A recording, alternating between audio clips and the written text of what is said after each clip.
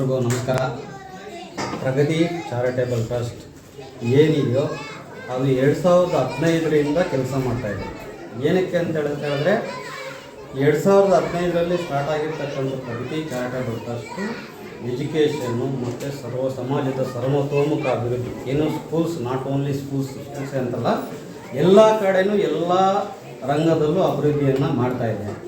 So ನಾವು ಸ್ಪೆಷಲ್ಲಾಗಿ ಪ್ರಗತಿ charitable trust ಏನು ಮಾಡ್ತಾಯಿದೆ ಅಂತ ಹೇಳಿದ್ರೆ ಸ್ಕೂಲನ್ನು ಜಾಸ್ತಿ ಫೋಕಸ್ ಮಾಡ್ತಾಯಿದೆ. ಏನಕ್ಕೆ ಅಂತ ಹೇಳಿದ್ರೆ ಸ್ಕೂಲಲ್ಲಿ ಎಸ್ಪೆಷಲಿ ನಮ್ಮ ಸರ್ಕಾರಿ ಶಾಲೆಗಳು, ಸೊ ಸರ್ಕಾರಿ ಶಾಲೆಗಳು ಯಾಕೆ ಈ ಸ್ಟ್ರೆಂತು ಅನ್ನೋದು ಯಾಕೆ ಕಡಿಮೆ ಆಗ್ತಾಯಿದೆ ಅಂದರೆ ಪ್ರೈವೇಟ್ ಸ್ಕೂಲು ಜಾಸ್ತಿ ಕಾಂಪಿಟೇಷನ್ ಇದೆ. ಸೊ ಈಗ ನಮಗೆ ಅಂತ ಹೇಳಿದ್ರೆ ಸರ್ಕಾರಿ ಶಾಲೆಗಳಲ್ಲಿ ಹೆಚ್ಚು ಅಡ್ಮಿಷನ್ಸ್ ಆಗಬೇಕು ಅಂತ ಹೇಳ್ಬಿಟ್ಟು ಎಲ್ಲ ಕಡೆನೂ ಈ ಪೇಂಟ್ ಹೊಡ್ಸೋದಾಗಲಿ, ಬ್ಯಾಗ್ಸು ಕೊಡೋದಾಗಲಿ ಎಲ್ಲ ಕಡೆನೂ ನಾನು ಇದೇ ಒಂದೇ ಸ್ಕೂಲಲ್ಲ, ನಮ್ಮ ಮುಳಬಾಗಿಲು ತಾಲೂಕಲ್ಲಿ ಎಲ್ಲ ಸ್ಕೂಲ್ಸು ಮತ್ತು ಗೋಡೆ ಸುಣ್ಣ ಬಣ್ಣ ಬಳಿಯೋದಾಗಲಿ ಎಲ್ಲ ಕೆಲಸನೂ ಮಾಡ್ತಿದೆ. ನೀವು ಏನು ಮಾಡಬೇಕು ಅಂತ ಹೇಳಿದ್ರೆ ಎಲ್ಲರೂ ಈ ಸದುಪಯೋಗ ಪಡಿಸ್ಕೊಂಡು ಪ್ರೈವೇಟ್ ಸ್ಕೂಲ್ಸ್ಗೆ ಕಾಂಪಿಟೇಷನ್ ಕೊಡ್ತಕ್ಕಂಥ ಕೆಲಸ ನೀವು ಮಾಡಬೇಕು. ಓಕೆನಾ ಮಕ್ಕಳೇ? ಶೂರಾ? ಸೊ ಏನಂತ ಹೇಳಿದ್ರೆ ಪ್ರೈವೇಟ್ ಸ್ಕೂಲಲ್ಲಿ ಇಂಗ್ಲೀಷ್ ಮೀಡಿಯಮ್ ಇದೆ.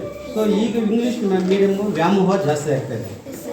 ನಮ್ಮ ಸರ್ಕಾರಿ ಶಾಲೆಗಳಲ್ಲಿ ಈ ಇಂಗ್ಲೀಷ್ ವ್ಯಾಮೋಹ ತಂದೆ ತಾಯಿಗಳಿಗೂ ಎಲ್ರಿಗೂ ನಮ್ಮ ಮಗು ಪ್ರೈವೇಟ್ ಸ್ಕೂಲ್ ಹೋಗ್ಬೇಕು, ಅಲ್ಲಿ ಹೋಗ್ಬೇಕು, ಅಲ್ಲಿ ಚೆನ್ನಾಗಿ ಹೋಗ್ಬೇಕು ಅಂತ. ಬಟ್ ನಮ್ಮ ಕನ್ನಡ ಸ್ಕೂಲಲ್ಲಿ ಅದೇ ಎಜುಕೇಷನ್ ಸಿಗ್ತಾ ಇದೆ, ಬಟ್ ಯಾರೂ ಸದುಪಯೋಗ ಪಡ್ಕೊತಾ ಇಲ್ಲ. ಸೊ ಅದೇ ಉದ್ದೇಶದಿಂದ ಪ್ರಗತಿ ಚಾರಿಟೇಬಲ್ ಟ್ರಸ್ಟ್ ಏನು ಮಾಡ್ತಾ ಇದೆ, ಅದೇ ಉದ್ದೇಶದಿಂದ ಸರ್ಕಾರಿ ಶಾಲೆಗಳು ಉಳಿಬೇಕು.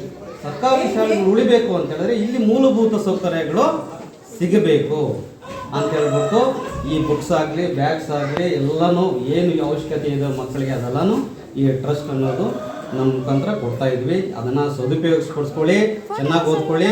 ಓಕೆನಾ?